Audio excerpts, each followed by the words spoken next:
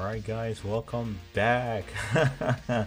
An early Christmas gift by hackers. Alright, so we're going to read about 3 major companies getting hacked the same week, believe it or not, right before Christmas. And we're going to give you guys tips on to better prepare for these type of attacks.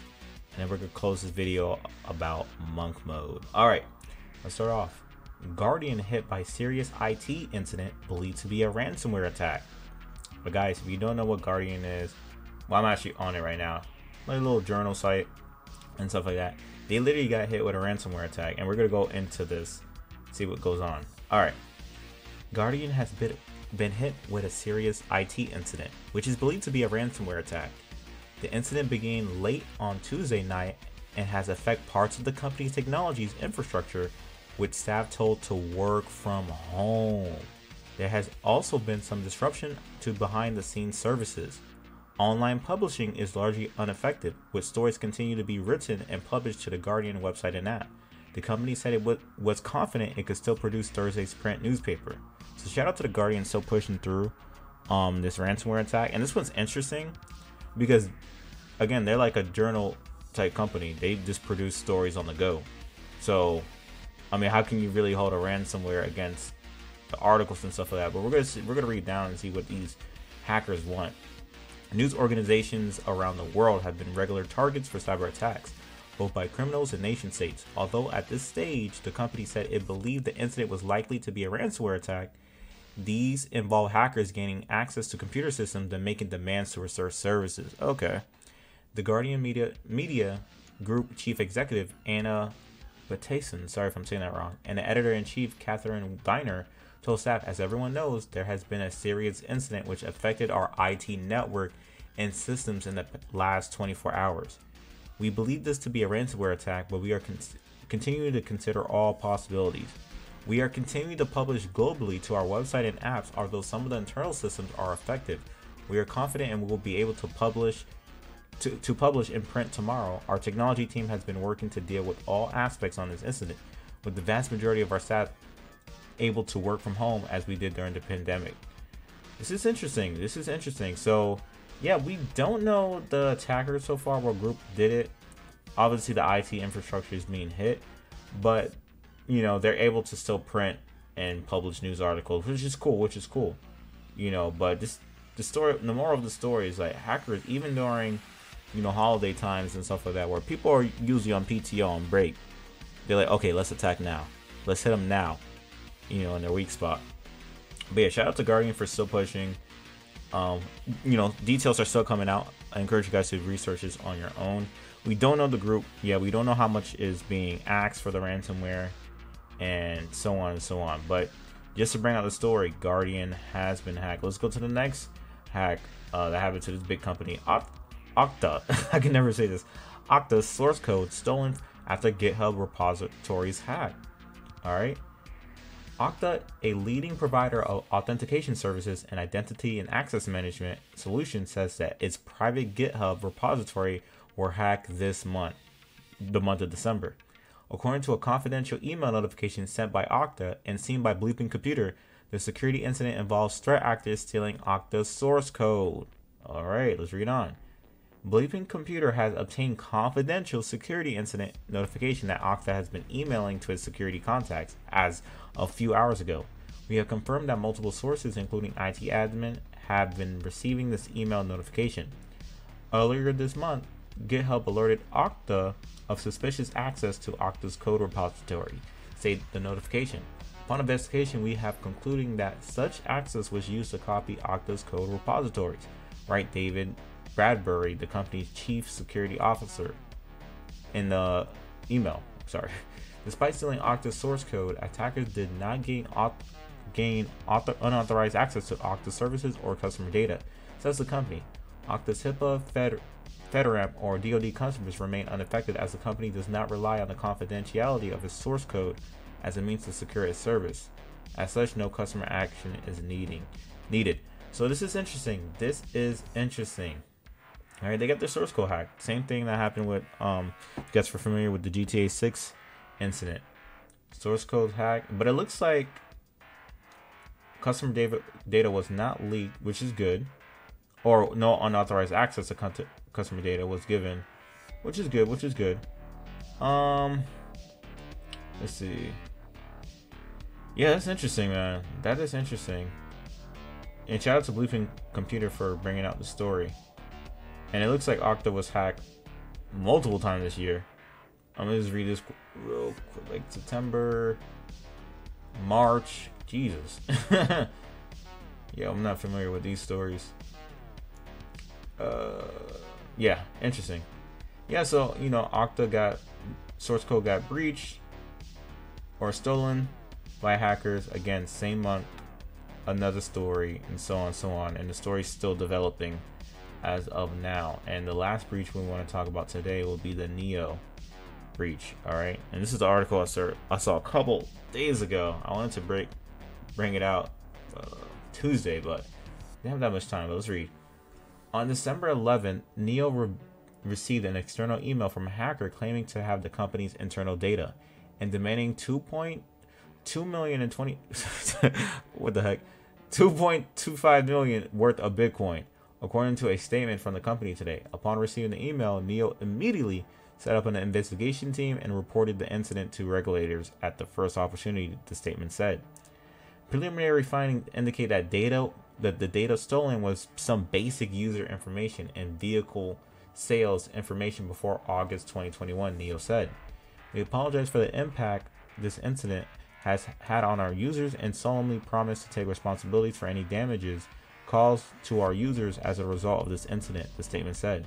Stealing, buying, and selling such data is illegal, which the company severely condemns and would not bow to cybercrime. That's what I'm talking about. Neo said, implying it would not pay the ransom. Neo will work with law enforcement to investigate the incident and firmly combat data theft and trading, it said.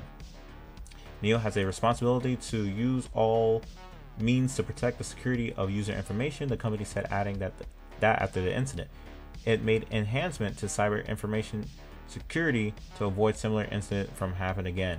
We will learn from the lessons and strengthen our technical strengths to continuously improve the security protections of Neo's information system to fully protect the information security of our users, the statement said.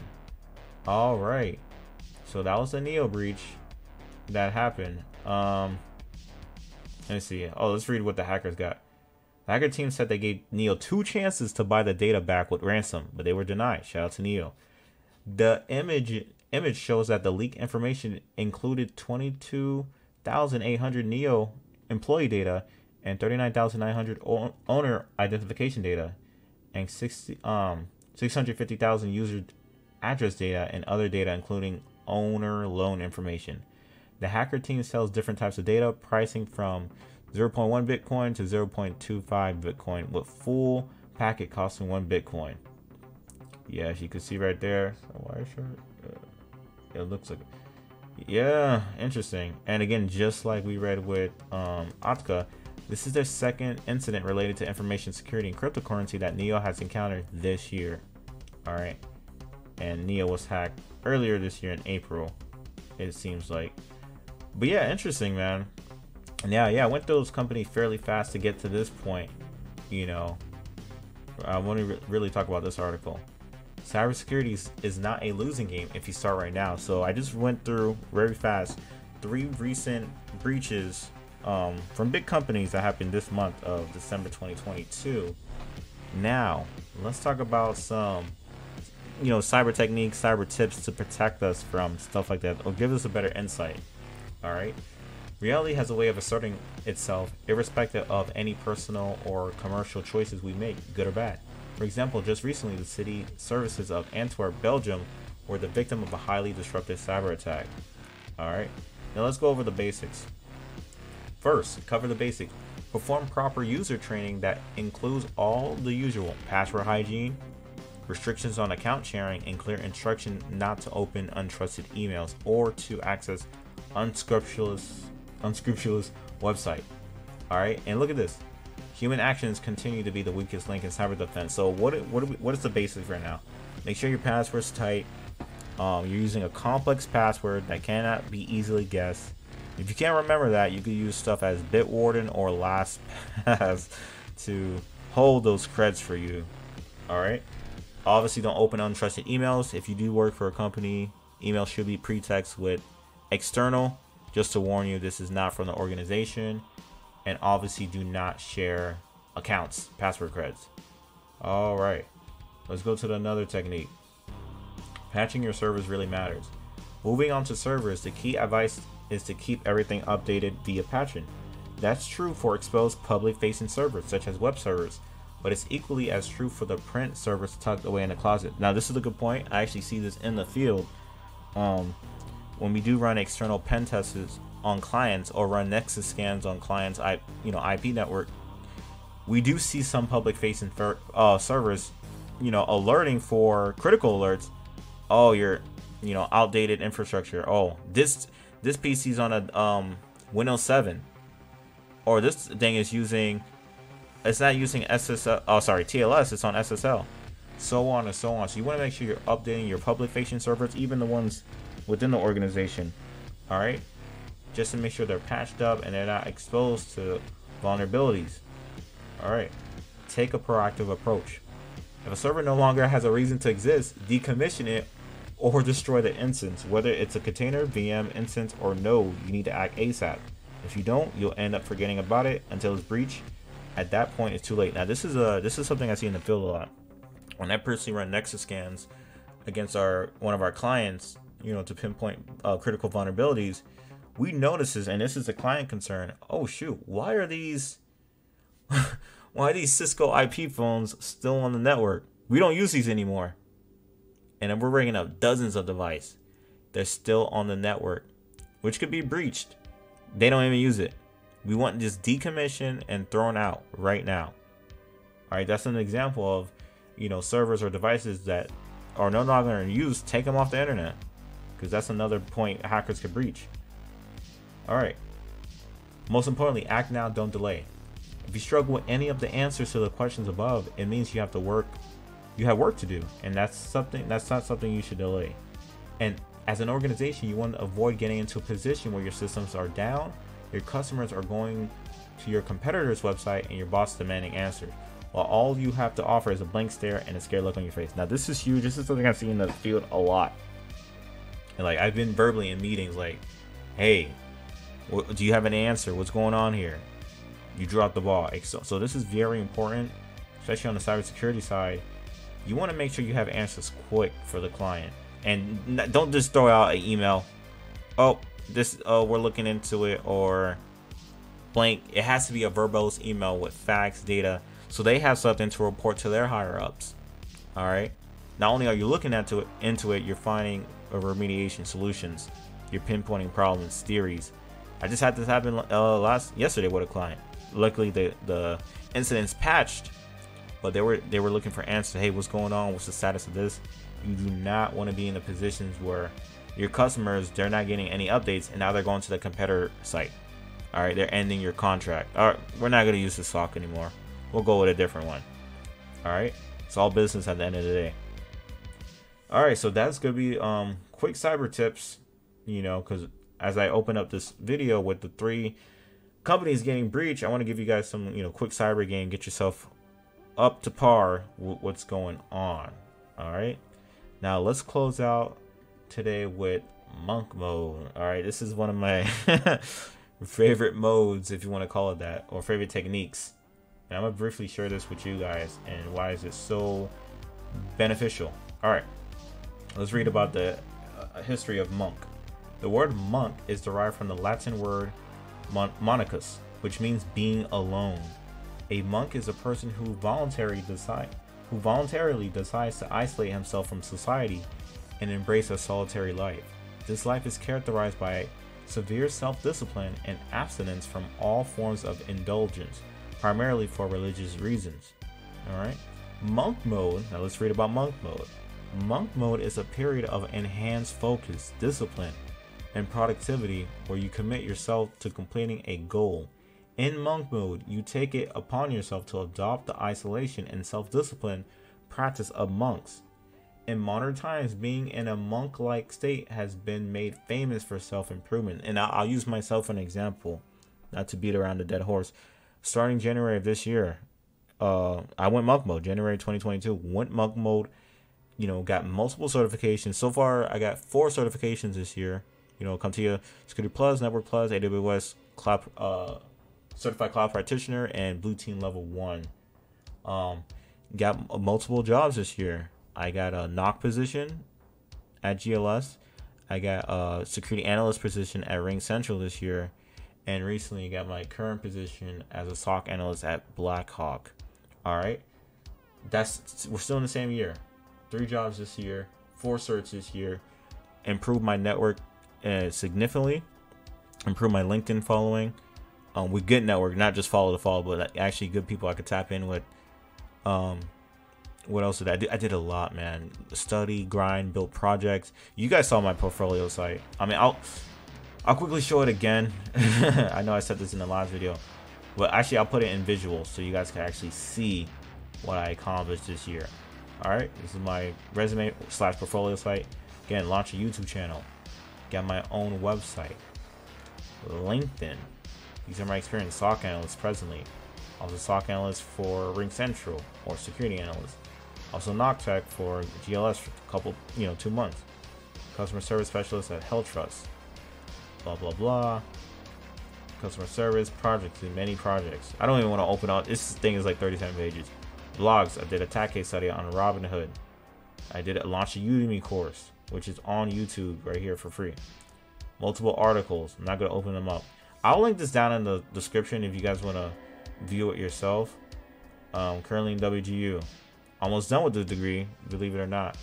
Almost done, and I started the degree March 2022. I'm so done. I don't want to throw out the percentage, but I'm almost done. Pharmacy technician or certificate, high school diploma. Which actually no, I got that. Scratch that. BTO1. These are the certifications I was talking about. So on and so on. Groups. Blah blah blah. Black Heights interviews. Blah blah blah. Yeah, did all that. Okay. I'll drop it in the link so you guys could view it on your own time. But I brought that out to show you an example of monk mode. I did that from January of this year to December. 12 months. Completed all that stuff. 37 pages of achievements / projects. Alright, now why you should go to monk mode. Or go into monk mode. If you plan to complete or get closer to any set goal, learning the strategies of monk mode can help you get a clearer understanding of how you could get there. By helping you gain a clearer mind, the practice of monk mode is structured in a way to make you become a better version of yourself. Structure of monk mode. The core structure of monk mode is based on 3 I's: introspection, isolation, improvement. Introspection is fine-tuning your focus. It means looking inwards to examine your thoughts and emotion. As a result, you learn more about yourself and who you are. It makes you identify the weakness and accept them. Isolation is giving yourself some time, some space and freedom to acknowledge your weaknesses, desires, and goals. It's separating yourself from other obligation. Improvement, formulating a plan of action to tackle what is needed. What needs to be done. So I'm gonna, add my commentary on this part. Improvement. I should do all of these. I'm in a journey of self-development, and I want to become the best version of myself. So I have many plans and many steps to those plans for self-improvement. All right, I have it written down mentally. I should write it down on a piece of paper, but I have it written down mentally. Isolation. So I know my weakness. I know my desire. That's why I keep telling you guys I don't have TikTok. I don't have social media other than LinkedIn and I guess you could say YouTube. All right, so I isolate myself from that because I personally find that as a waste of time, especially if you're not, making money on it or it's not benefiting you.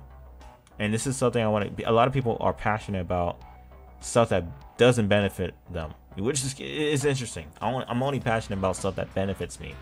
Certification, degrees, networking, and so on. Stuff that's happening with a certain place on the world, certain law that has nothing that doesn't concern me. It doesn't benefit me. It doesn't hurt me. So why am I putting all my focus into that? All right, isolation and introspection. You guys gotta really examine yourselves, your thoughts. Okay, what are my thoughts? What am I thinking? What pushes me? What a plan? These are all stuff we should be looking into. All right. What can you do in monk mode? I'll show you guys what you could do in monk mode. You saw all this. This is what you could do in monk mode. All right. Let's go down here. Monk mode offers you the mindset and strategy to complete any goal you set to achieve. Alright, you could do anything in monk mode. Some people take up a monk mode challenge to abstain from something they consider a vice, like smoking, drinking, alcohol, or watching TV. Some choose physical goals like setting a new personal record on their fitness journey, running a marathon, or going on a mountain hike. For others, it's academic goals like completing a certain amount of studying, reading a couple of books, and taking up an online course. The goals can be spiritual too, where you want to meditate and pray, read scriptures, or fast for stipulated numbers of hours. Going into monk mode can also mean getting a new job, better managing your availability, making a certain amount of money, or hitting a new sales quotas for financial and business goals. Going into monk mode for work is becoming increasingly popular. But what does it mean? Let's find out. So, and this is a good one. If you guys are familiar with, I throw in some anime references. Dragon Ball Z. Or if I'm not mistaken, Vegeta and Goku, they went into what? The hyperbolic time chamber. Alright, let's look this up. I'm a hyperbolic time chamber. Let me see if this pops up. Just in case you guys are not familiar with that. Let me take out all this stuff. So what is a hyperbolic time chamber? So basically, it is a place where one can train and get stronger in a short amount of time. So many, Gotenks, which is a fusion between Trunks and Goten. Yeah, Gotenks, you had Goku, Vegeta, they all went to the hyperbolic time chamber to train. So basically 1 year inside the chamber is equivalent to 1 day outside. Think about that. Think about that. So that's basically a form of monk mode, a period of isolation, because this chamber is isolated from the world, isolated to train and focus. So if I'm outside in the human world for 10 days and somebody goes into the hyperbolic time chamber, 10 years would have passed for them. So think about that. Another thing, let's bring out the Naruto guys. Sage mode, Naruto. So before Naruto fought Pain, he was training for Sage mode. What's that? What mount? He trained with it was on a certain mountain. Yeah, Mount Miyaboku. There we go with the toads. So let's look at that. And that Sage mode used natural energy. Let me see when. There we go. Sage mode is known to be taught in two places: Mount Miyaboku by the toads, and Richuku Caves by the snakes. Alright, so when Naruto, he went to Mount Miyaboku and to train by the toads to unlock Sage mode, and he was isolated from the real world. Alright, and luckily with Sage mode, he used that to fight Pain, alright, the enemy, and so on and so on. So those are two anime examples of going monk mode and stuff like that. So monk mode is going into a hyperbolic chamber. Oh wow, I didn't even see this. Where you could go, what you could do. Wow, I'm just looking at this. Monk mode is going into a hyperbolic chamber where you could go to do a maximum amount of training in a short amount of time. It is dialing in on what's really important and eliminating everything that's not important, so you can have the time, energy, focus, and money to really create what it is that you want. All right. So yeah, that's pretty much monk mode in a nutshell. All right, and I'm not gonna go through all this because this article is very verbose, but I think we all know. Actually, let's go on to the downsides of monk mode. So I'm not, so you guys are aware. I just gave you guys all the benefits: improve physical health, gives you more confidence, mental clarity, so on. Get goals. What are the downsides? It could be very lonely. If you're an extroverted person, you like human interaction, monk mode's gonna be pretty hard for you. Not only are you isolating yourself from everyone, you're isolating yourself from pleasures, watching a new anime, playing a new video game, and stuff like that. Monk mode's optional. You don't have to do it. I mean, you could settle for what you currently have in the present, but if you really want to grind and put in the work, you're gonna have to go monk mode. You're gonna have to go ghost. Not always practical. A salesperson has to interact with people. Being married means you cannot isolate from your family. That's a good point. You have a lot of working fathers, getting to the quote-unquote bag, but they're barely at home to spend time with their families and stuff like that, which is another topic for another state. Now, monk mode is temporary. All right, you're gonna need a deadline for monk mode. It's just temporary. Okay, I'm gonna go monk for this certification, or I'm gonna go monk to hit this quota, or so on and so on. All right, so that's roughly on monk mode. Again, you guys can read this on your own. All about self-discipline. If you really want something, you're gonna do what you have to do to get it. But yeah, that's gonna be today's video. Hopefully you guys glean something, you know, knowledgeable from this video, and you know, self-improve, whether it's in cybersecurity or you know, personal development. All right, man, thank you guys, take care.